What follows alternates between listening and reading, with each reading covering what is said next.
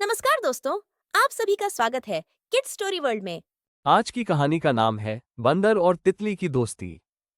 एक बार की बात है, एक घने और हरे भरे जंगल में, जहां सूरज की किरणें पेड़ों की पत्तियों के बीच से छनकर जमीन तक पहुंचती थीं। इस जंगल में एक चंचल बंदर और एक खूबसूरत तितली रहते थे। बंदर का नाम मुनमुन था और तितली का नाम रंगीनी। मुनमुन हमेशा पेड़ों की शाखाओं पर कूदता फांदता रहता और रंगीनी फूलों के बीच मस्ती में उड़ती रहती। एक दिन मुनमुन एक आम के पेड़ के नीचे बैठा था। अचानक उसकी नजर रंगीनी पर पड़ी, जो पास के गुलाब के फूलों के पास मंडरा रही थी।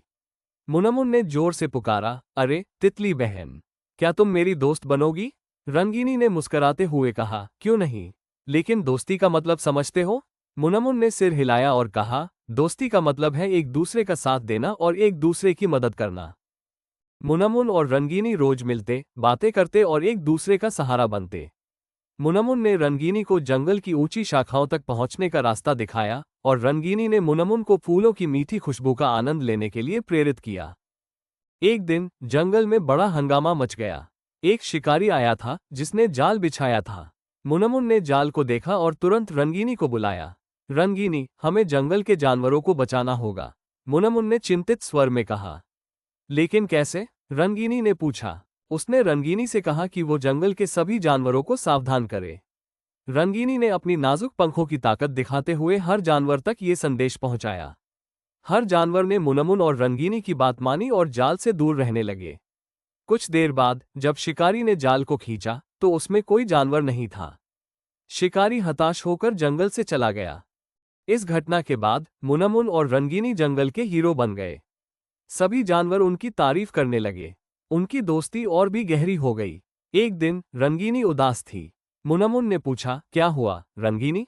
मुझे अब इस जंगल को छोड़कर जाना होगा। तितलियां ज्यादा समय एक ही जगह नहीं रहती, रंगीनी ने कहा।